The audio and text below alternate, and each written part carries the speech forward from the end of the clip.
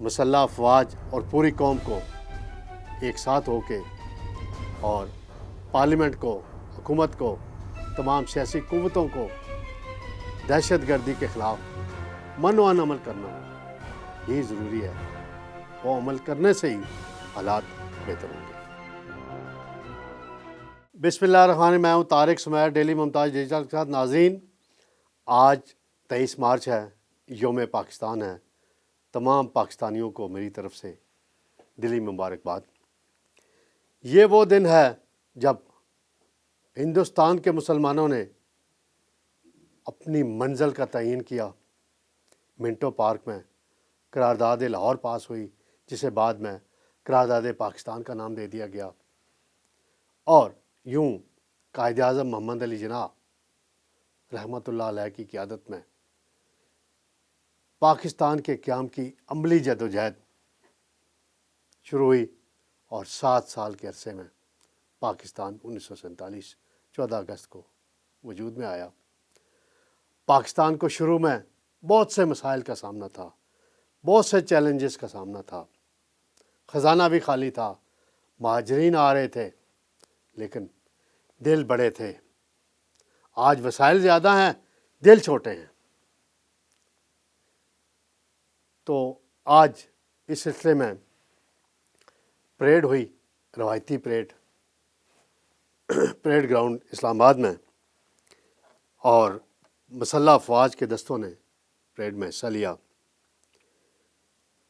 اور اس کی مہمان خصوصی تھے سعودی عرب کے وزیر دفاع شہزادہ خالد بن سلمان بن عبدالعزیز ال سعود، اور صدر پاکستان آصف زرداری صاحب، وزیر اعظم شہباز شریف، اور آرمی چیف سمیت مسلح افواج کے دیگر سربراہ، غیر ملکی سفارتکار اور اہم شخصیات شریک ہوئیں، اور بڑا خوبصورت منظر تھا پریڈ کا۔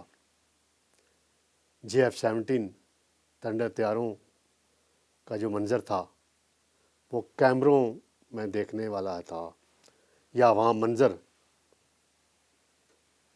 موجودگی میں جو دیکھا جاتا ہے اس کا۔ یہ پاکستان کی تاریخ کے اہم دن ہیں، اور آج قومی یکجہتی، اتحاد، اتفاق کی ضرورت ہے۔ اس وقت قومی یکجہتی اور اتحاد اور اتفاق کی فضا میں کافی کمی آئی ہوئی ہے۔ کشیدگی ہمارے ماحول میں کچھ سالوں سے پائی جاتی ہے۔ بہرحال مسلح افواج کا جو پریڈ تھی وہ بہت شاندار تھی، بہت تیاری کی گئی تھی، اور SSG کمانڈو کا جو تھا منظر وہ بھی بڑا خوبصورت تھا۔ سلامی کے چبوترے کے سامنے آ کے جب انہوں نے نعرہ تکبیر اللہ اکبر بلند کیا تو فضا نعروں سے گونج اٹھی۔ پھر چین کا جو خصوصی دستہ تھا، فوجی دستہ، وہ بھی بڑی توجہ کا مرکز وہاں بنا رہا، اور اس پریڈ میں شریک ہوا۔ پاکستان کی ثقافت کو وہاں اجاگر کیا گیا، چاروں صوبوں کی، آزاد کشمیر کی، اور کشمیری حریت پسند رہنما بانی صاحب کی جو تصویر تھی شہید کی، وہ بھی خصوصی توجہ کا مرکز بنی۔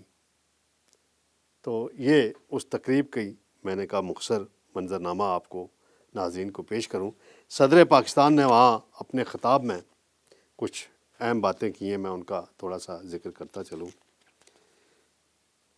انہوں نے کہا کہ تمام سٹیک ہولڈرز وطن کی سلامتی، استحکام، ترقی و خوشحالی کے لیے مل کر کام کریں۔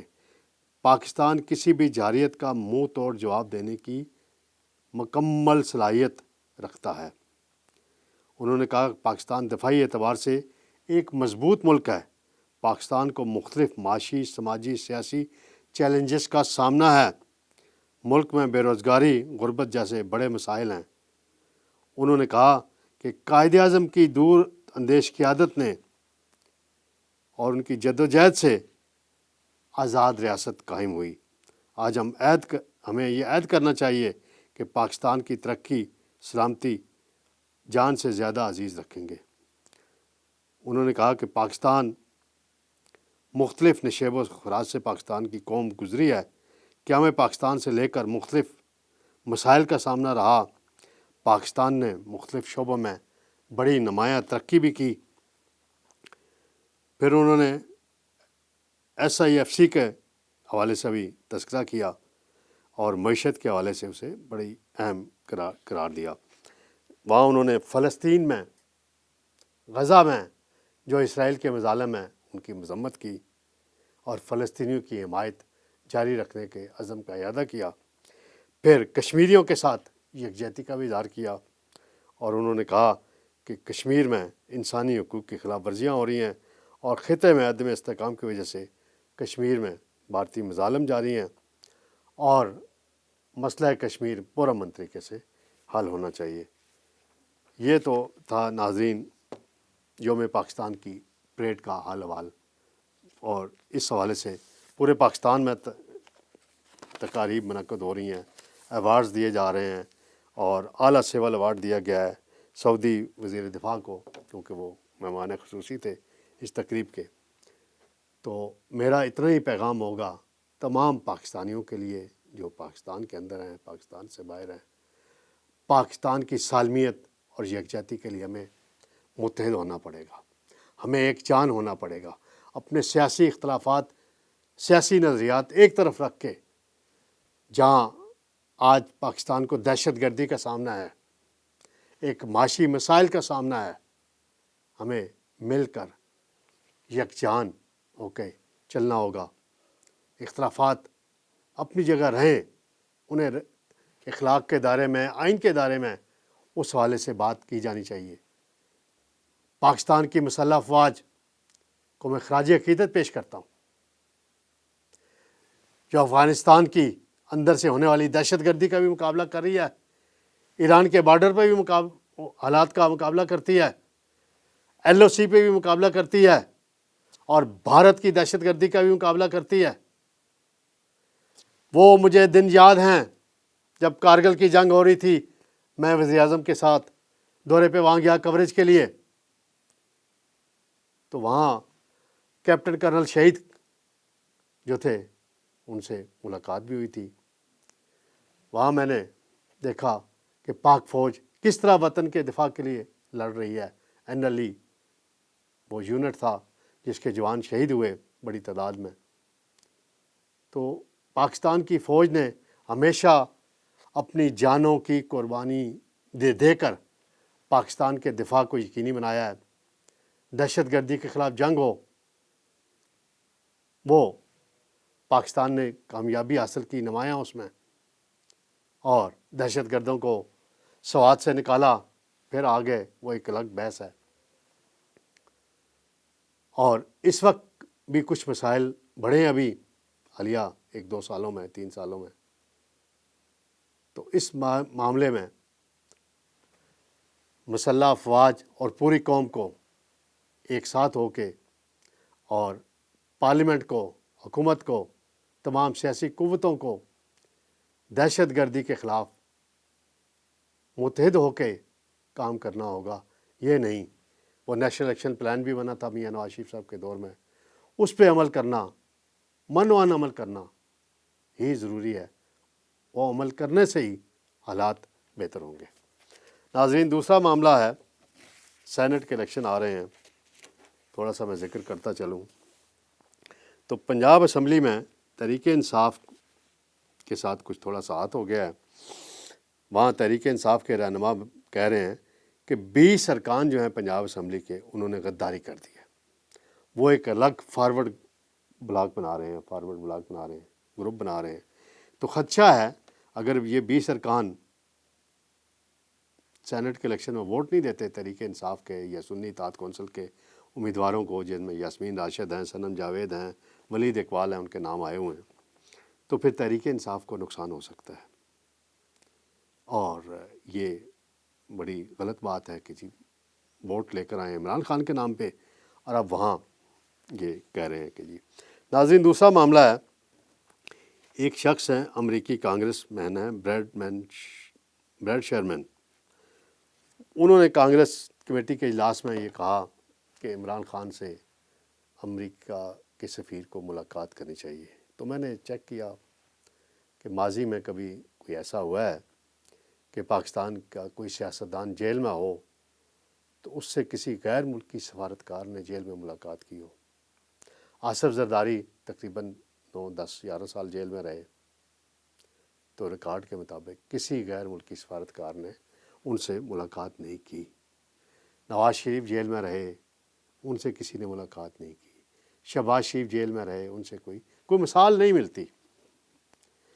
ہاں البتہ کونسلر رسائی ہوتی ہے دوہری شہریت والے، اگر کوئی شخص ہو جیل میں ہو تو اس کو کونسلر رسائی دی جاتی ہے کہ وہ اس کی بات سن لی جائے، اور دفتر خارجہ نے اس پہ رد عمل دیا ہے، اور دفتر خارجہ کہتا ہے کہ درخواست آئے گی تو قانون کے مطابق دیکھے۔ ابھی تک تو امریکی سفارت خانے سے گورنمنٹ آف پاکستان کو دفتر خارجہ کے ذریعے کوئی درخواست نہیں دی گئی، اور اگر یہ ملاقات ہوتی ہے عمران خان صاحب سے امریکی سفیر کی تو پھر کئی اور سوالات بھی اٹھیں گے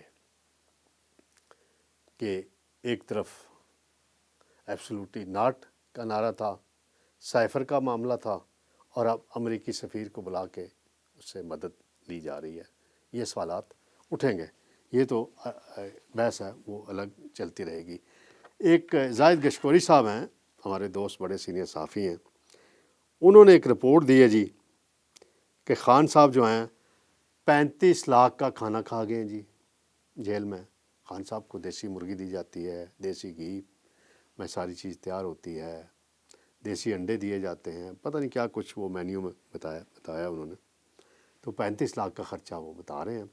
اب اس میں یہ وضاحت نہیں آئی کہ یہ خرچہ خان صاحب نے خود اٹھایا ہے یا قومی خزانے سے ہوا ہے۔ اس کی وضاحت حکومت کی طرف سے آنی چاہیے۔ اور دوسرا یہ کہا جاتا ہے کہ خان صاحب سے ملاقاتیں نہیں ہونے دی جاتی، یہ نہیں ہوتا۔ اس کی بھی خبر آئی ہے کہ 6 ماہ میں 976 ملاقاتیں ہوئی ہیں خان صاحب سے، اور یہ کسی بھی قیدی سے اتنے کم عرصے میں ملاقاتوں کا ایک نیا ریکارڈ بنا ہے، یہ بتایا گیا خبر میں۔ اس پر جو شیر افضل مروت ہیں ان کا رد عمل بڑا دلچسپ آیا ہے۔ وہ کہتے ہیں کوئی عمران خان مولانا فضل الرحمان تو نہیں ہے کہ 35 لاکھ کا کھانا کھا گیا ہے۔ بھائی آپ فضل الرحمان وہی ہے نا جناب جن کو ڈیزل کہتے تھے آپ کے لیڈر شیر افضل مروت صاحب، مولانا ڈیزل کہہ کے تذیق کرتے تھے۔ پھر 8 فروری کے بعد ان کے دربار پہ کون کون حاضر ہوتا تھا؟ اسد قیصر سے لے کے بیرسٹر گور سے لے کے سب گئے ہیں آپ، ان کی مدد بھی مانگی ہے فضل الرحمان صاحب کی۔ تو فضل الرحمان صاحب کھانا کھاتے ہیں، لیکن ان کا اس معاملے میں نہیں ہو سکتا تذکرہ، کیونکہ یہ جیل کا مینیو کا ذکر ہے، اور خان صاحب کے اخراجات کا ذکر آ رہا ہے کہ کہہ رہے ہیں 2 کروڑ روپے اب تک قومی خزانے سے ان کی سیکورٹی پہ، جیل پہ جو کچھ ہے دیکھ بھال پہ خرچ ہوئے ہیں۔ تو جہاں تک یہ 35 لاکھ کے خرچے کا، اس کی وضاحت آنی چاہیے حکومت کی طرف سے، کیونکہ عموماً ہوتا ہے کوئی سیاسی قیدی ہوتا ہے تو وہ جیل میں اپنے کھانے پینے کے، ماضی میں مجھے یاد ہے جب مشرف دور میں نیب کی جیل میں جو لوگ جاتے تھے، نیب گرفتار کرتی تھی، تو ان کے لیے سیاسی قیدی جو ہوتے تھے وہ ایک پول بنا لیتے تھے آپس میں۔ انور سیف اللہ صاحب تھے، حاجی نواز کھوکھر مرحوم تھے، اور کچھ لوگ تھے ادھر اڈیالہ جیل میں۔ تو مجھے اس عرصے میں جیل میں ملاقات کرنے کا موقع ملا تھا، تو ایک تو ان کے گھر سے کھانا بن کر آتا تھا، اور دوسرا وہ جیل کے اندر کیش جمع کرا دیتے تھے جیل سپرڈنٹ کے عملے کو، اور وہ اپنی مرضی کی کھانا بنوا لیا کرتے تھے۔ اس کی وضاحت حکومت کی طرف سے آنی چاہیے۔ ناظرین انشاءاللہ پیر کو آئندہ ہفتے آپ سے دوبارہ ملاقات ہوگی۔ اللہ حافظ۔